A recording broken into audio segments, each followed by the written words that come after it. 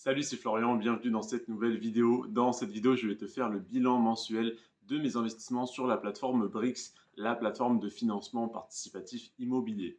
Aujourd'hui, je vais te dire déjà combien est-ce que j'ai de biens en portefeuille. À un moment, j'en avais 5 ou 6, après j'en avais une dizaine et tu vas voir que j'ai beaucoup réduit mon portefeuille.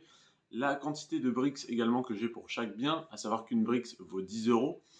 Donc le montant total investi également sur cette plateforme, le montant que j'ai investi dans la levée de fonds, parce qu'il y a eu une levée de fonds sur cette plateforme, si tu suis l'actualité de Brix, tu es très probablement au courant, et donc je vais te dire combien j'ai mis dedans. Je vais également te dire combien il reste en espèces sur mon portefeuille sur Brix, donc c'est le montant qui me reste à investir ou que je peux retirer à tout moment si je le souhaite. Et également, je vais te dire les loyers que j'ai reçus ce mois-ci ainsi que les plus-values.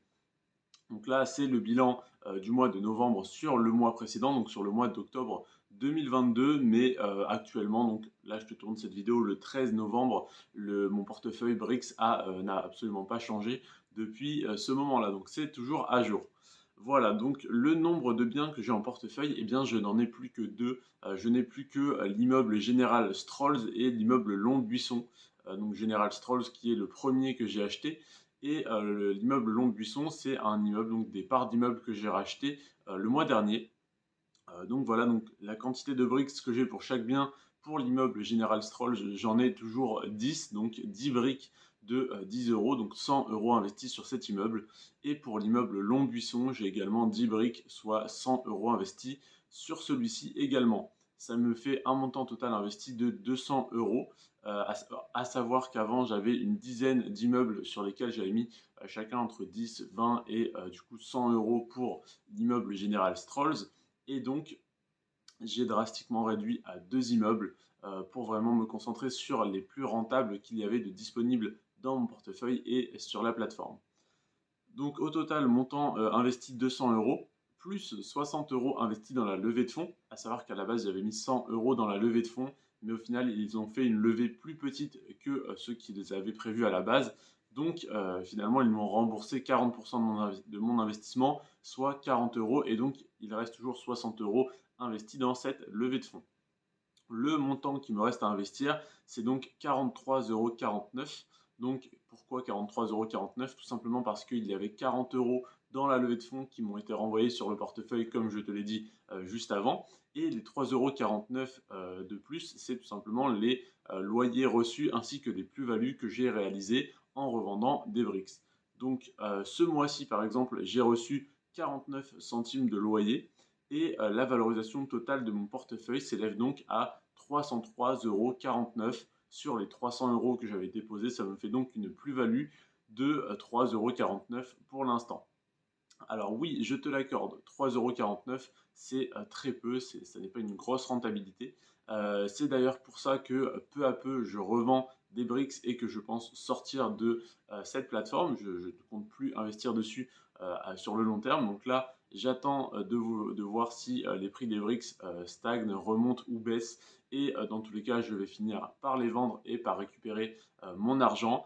Dans tous les cas, j'en serai sorti avec donc une expérience qui a été intéressante sur cette plateforme. J'en serais sorti également avec une plus-value de 3,49 € certes, mais tout de même une plus-value, donc je n'ai pas perdu d'argent.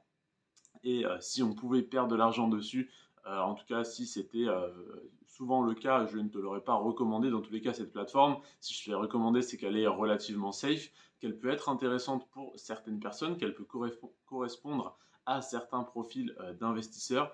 Personnellement, je suis plutôt un investisseur assez actif, c'est-à-dire que j'investis plus en actions, j'ai un profil de risque moyennement risqué, disons, donc j'investis principalement en actions mais sur des grosses entreprises relativement safe, donc ça compense les risques, on va dire.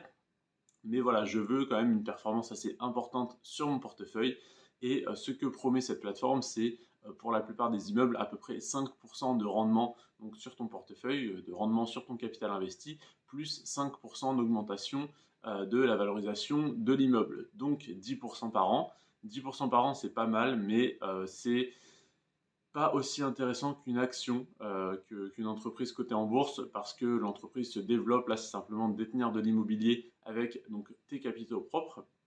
avec ton propre argent.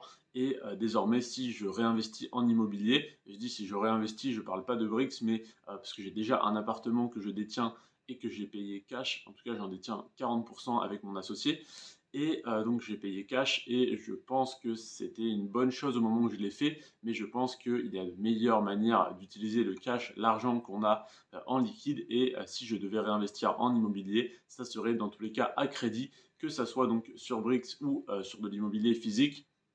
Ou la seule exception que je pourrais faire, ce serait d'investir dans des REIT parce que c'est des entreprises immobilières cotées en bourse qui profitent d'un effet de levier. Donc même si ce n'est pas moi qui produit l'effet de levier, j'en profite également via la déduction fiscale qui est effectuée pour les REIT, via également le fait qu'elles empruntent pour acheter de l'immobilier tout simplement. Et donc même si sur des REIT, on va avoir également des rendements de 3, 4, 5, 6%, on a quand même une rentabilité plus intéressante à long terme parce qu'on a le cours de l'action qui augmente assez rapidement et donc ton rendement sur ton prix d'achat qui devient très rapidement très intéressant. Voilà pourquoi je vais me séparer de mes parts sur Brix, peut-être pas ce mois-ci, peut-être pas le mois prochain, peut-être dans 2 mois, 3 mois, 6 mois. Mais dans tous les cas, je ne réinvestirai plus de nouvel argent dans Brix. Et je ne dis pas que je t'invite à en faire de même, ça dépend de ton profil. Donc si jamais la plateforme et les performances de cette plateforme correspondent à tes attentes, tu peux rester dessus, tu peux continuer d'y investir. Personnellement, j'ai des espérances de gains plus élevées et un potentiel de gains plus élevé sur d'autres actifs comme les REIT ou comme l'immobilier que je pourrais acheter à crédit. Donc voilà pourquoi je vais m'éloigner un peu par un peu de cette plateforme. Je te remercie en tout cas d'avoir regardé cette vidéo. On se retrouve demain pour le bilan mensuel de ma chaîne YouTube. Je te remercie en tout cas d'être aussi fidèle. C'était Florian sur ce Prends soin de toi et de tes finances. Ciao.